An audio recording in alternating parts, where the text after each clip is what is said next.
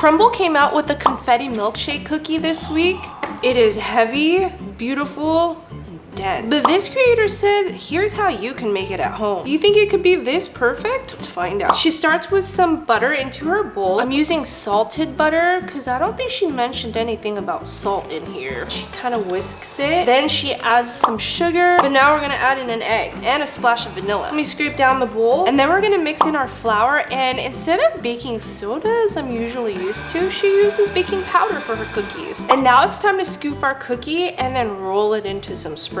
You know how big CRUMBL cookies are, so I'm gonna have to use the biggest scoop I have. Okay, she rolls it and then flattens it into her hand. But what cracks me up is that she rolls it directly into her sprinkles tub. Somebody asked, does it matter what sprinkles you use? I guess technically not, but I'm trying to make it look exactly like CRUMBL's. My oven's already preheated, so let's pop it in to bake. And here is phase 1 of our CRUMBL milkshake cookie. I'm not gonna lie, this looks really good. We gotta let this cool because now I gotta make the milkshake part of the confetti cookie. She starts with some butter and then pours in 1 cup of powdered sugar, some cake batter extract, which is interesting, and a splash of cream. I think I need a little bit more cream. Hers almost looks like pudding to me. Yeah. Now to decorate our cookie, let's add a dollop of our buttercream or milkshake, spread it out. Somebody said, I've never had CRUMBL, but this looks insane. Somebody else said, that frosting has white chocolate included, but I did not see it in her recipe. And then she takes some whipped cream and puts a beautiful dollop right on top to finish off our milkshake confetti CRUMBL cookie dupe. Now let's do a comparison. Here is CRUMBL cookies milkshake confetti cookie.